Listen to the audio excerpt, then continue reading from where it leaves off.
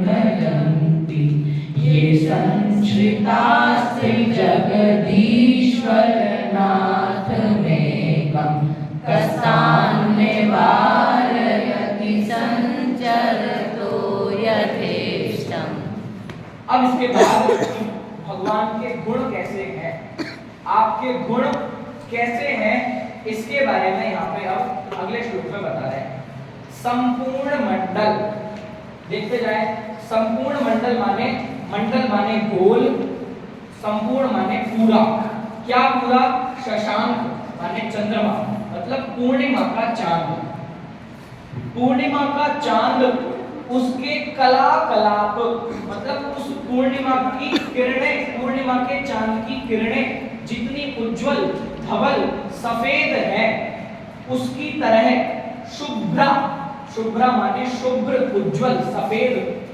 गुणास त्रिभुवन, आपके गुण त्रिभुवनम, तीनों लोगों को, तब आपके लंघयन्ति, लांघते हैं। लांघने का क्या मतलब है कि आपके गुण तीनों लोगों में सर्वोत्कृष्ट है, तीनों लोगों में उनसे बड़ा कोई नहीं है, वो सारे और अन्य गुणों को लांघते हैं, ऐसा। तो संपूर्ण मंडल माने पूरा चांद, संपूर्ण मंडल शशांक, संपूर्ण माने पूरा, मंडल माने गोल और शशांक माने चंद्रमा। उसकी कला कलाप, कलाओं का समूह, उसकी किरणों का समूह कैसा है? शुभ्रा, स्वच्छ है, निर्मल है। ऐसे ही आपके गुणास, गुणाह, गुण त्रिभुवनम, तीनों लोगों को, तब माने आपके लंघयन्ति, लांघते हैं। और ऐसा हो भी क्यों ना, अगली दो पंक्ति में बताते हैं ऐसा क्यों ना होगा ही ऐसा क्यों? क्योंकि ये संश्रिताः, जिन्होंने संश्रित आश्रय लिया है, जो संश्रित है, ये माने जिन्होंने, संश्रित माने आश्रय लिया है, किसका? त्रिजगदीश्वरनाथमेकं, जिन्होंने एक, तीनों लोगों के नाथ ईश्वर का आश्रय लिया है, ऐसे गुण क्यों पूरे तीनों लोगों का लंघन नहीं करेंगे? कस्तान निवारयति संचरतो यथेष्टम। कह तान, लास्ट लाइन देखिए, कह तान, कह माने कैसे, तान माने वे गुण, निवारयति संचरतो यथेष्टम। निवारयति माने कौन रोक सकता है, निवारण कर सकता है। संचरतो माने विचरण करने से, संचरण करने से, यथेष्टम इच्छा पूर्वक। क्या अर्थ है इसका? कि हे भगवान, आपके गुण चंद्रमा, पूर्ण चंद्रमा की तरह इतने उज्जवल है कि वो तीनों लोगों को लांघते हैं। और ऐसा हो भी क्यों ना? क्योंकि ये संश्रिता, जिन्होंने आपका आश्रय लिया है, त्रिजगदीश्वरनाथमेकं, जिन्होंने एक, तीनों लोगों के नाथ का आश्रय लिया है, कहतान निवारयति संचरतो यथेष्टम, उनको, तान मतलब उन गुणों को, पूरे तीनों लोगों में यथेष्ट विचरण करने से कौन रोक सकता है? वो जहां चाहे वहां जा सकते हैं।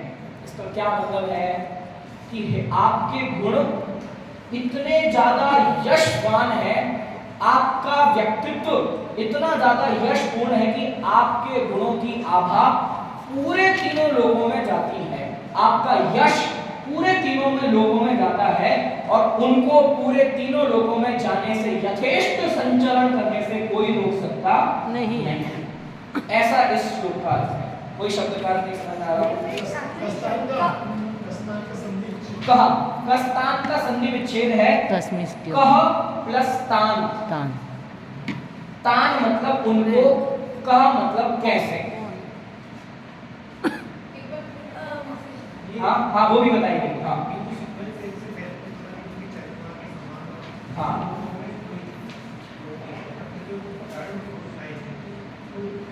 उसका कनेक्शन क्या है? ठीक है, ठीक है, ठीक है। और मैं ये पूछ रहा हूँ कि मतलब आचार्य ने ये भक्तामर स्तोत्र में ये सिर्फ चंद्रमा का ही क्या एग्जाम्पल दिया? नहीं, ऐसा नहीं है। देखो चंद्रमा, सूर्य, दीपक सबका ये लोक में उत्कृष्ट पदार्थ माने जाते अच्छा, हैं। अच्छा। आज भी आप किसी को सुंदरता के लिए बताओगे तो आप चांद की उपमा देते हो कि चांद सा चेहरा है। आज भी लोक में भी सुंदरता के लिए चांद जाना जाता है, आभा के लिए, प्रभा के लिए सूर्य जाना जाता सूर्य है। जाना जाता है। तो ये दुनिया के जो उत्कृष्ट पदार्थ हैं वो भी आपके सामने फीके हैं, ये बताने के लिए। ठीक है, देखिए आपका कनेक्शन बता रहा हूं पूरे श्लोक का, ध्यान दीजिएगा। हाँ देखो कनेक्शन देखिए, लास्ट अर्थ तो हम एक एक शब्द का देख चुके हैं। हे भगवान, आपके गुण पूर्णिमा के चंद्रमा की तरह शुभ्र है, उज्जवल है, निर्मल है और वो पूरे तीनों लोगों को लांघते हैं। मतलब तीनों लोगों में उनसे बड़ा कोई नहीं हो सकता। और दूसरा अर्थ, तीनों लोगों में विचरण करते हैं। नीचे अगली लाइन में कह रहे हैं कि ऐसा हो भी क्यों ना, जरूर वो लांघेंगे ही। क्यों? क्योंकि ये संश्रिता त्रिजगदीश्वर, वो क्यों लांघते हैं?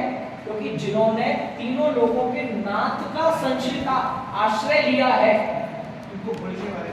गुण के बारे में यहाँ ये जो प्रोनाउन है ये गुण के लिए है, ये कि वो गुण तीनों लोगों को क्यों ना लांघे। अरे लांघेंगे क्योंकि उन्होंने आपका आश्रय लिया है, उन गुणों ने आपका आश्रय लिया है। ठीक है, तो ऐसा पूछा जा सकता है कि भाई जो आपके गुण हैं वो तीनों लोगों को लांघते हैं, ऐसा क्यों? क्योंकि उन्होंने आपका आश्रय लिया है और उनको पूरे तीनों लोगों में विचरण करने से कोई रोक सकता नहीं है। मतलब उनका यश पूरे तीनों लोगों में फैलता है। ठीक है, देखिए ये इन्होंने चित्र के माध्यम से दिखाया है कि ये पूरे तीनों लोगों में भगवान की आभा जा रही है। ऐसा तीनों लोगों को लांघते हैं, क्यों? क्योंकि उन गुणों ने आपका आश्रय लिया है। ऐसा ठीक है, और ये संपूर्ण मंडल दिखाया है चांद का प्रतीक गोल। ठीक है, चलिए अगले श्लोक पे बढ़ते हैं। बोलिए, मान तुम आचार्य